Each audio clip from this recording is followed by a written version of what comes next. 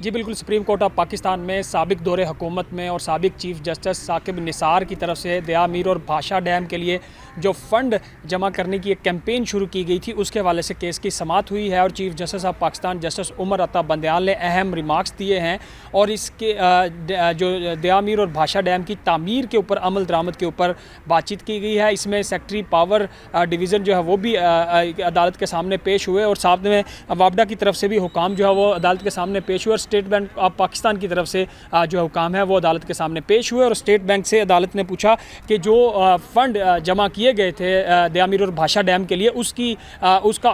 Audit करें, वो चीज़ें चेक करें कि क्या कितने पैसे वहाँ से निकाले गए हैं और कितने पैसे उसमें जमा हुए हैं। चीफ जस्टिस की तरफ से ये भी अहम रिमार्क्स दिए गए कि ये पैसे तमाम कौम की अमानत है, हम सारे ट्रस्टी हैं और कहा गया कि हम कौम को बताएंगे कि उनकी तरफ से जो पैसा हमें दिया गया था वो उससे कौन सी मशीनरी ख़रीदी गई। और साथ में ये भी हदायत की गई अदालत की तरफ से कि स्टेट बैंक जो है उनके साथ मिलकर डोनर्स और सरमायाकारी जो है वो अपनी जारी रखे और दस्तावेज़ात में बेज़ाब्तगियाँ होने या होने की ना होने की निशानदेही की जाए। और ये भी कहा गया कि डैम फंड से कोई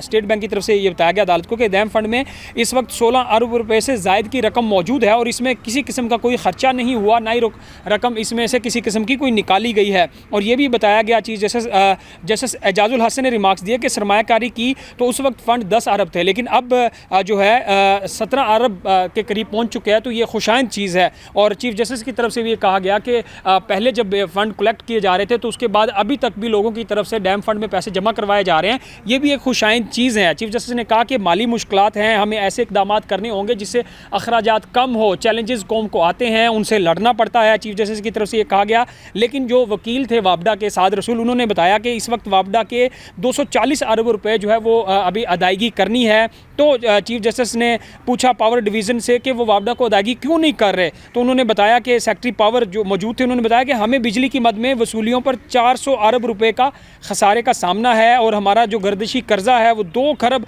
600 अरब रुपए से तजावज़ कर गया है। चीफ जस्टिस ने कहा कि इस वजह से IMF भी हम के ऊपर खदशात का इजहार कर रहा है हमारे ऊपर और कंपनियां हमारे पास आती नहीं हैं क्योंकि हमारी सिचुएशन ये है। चीफ जस्टिस की तरफ से कहा गया कि अगर आपसे ये कंपनियां नहीं चलती तो निजकारी क्यों नहीं कर देते। और साथ में ये भी कहा गया कि ऑडिटर जनरल हैं वो फंड्स की तमाम रकूम को चेक करें और देखें कि इसमें किसी किस्म की कोई बेज़ाब्तगी नहीं होनी चाहिए। और ये भी कहा जो वकील थे वापडा के, उन्होंने कहा कि जी ठेकेदारों की अदायगियाँ ना होने से डैम फंड की तामीर का काम मुतासर हो रहा है। कोरोना जब आया था तो उस दौरान में बहुत से बैनुल अक़वामी माहिरीन वापस चले गए थे, तो डैम्स की जो तामीर थी मुकर्ररा वक्त जिस पर वो तामीर होना था, लेकिन अब उससे 1 साल मज़ीद जो है वो पीछे रह गया है उसकी तामीर का। तो चीफ जस्टिस के ये अहम रिमार्क्स थे। अदालत ने इसके ऊपर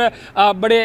रिमार्क्स दिए हैं और दोबारा एक यकीन दहानी कराई है कि जिस तरह कौम ने पैसा जमा करवाया डैम फंड की तामीर के लिए, क्योंकि मुल्क में ख़ास तौर पर सैलाबों की सूरत हाल में और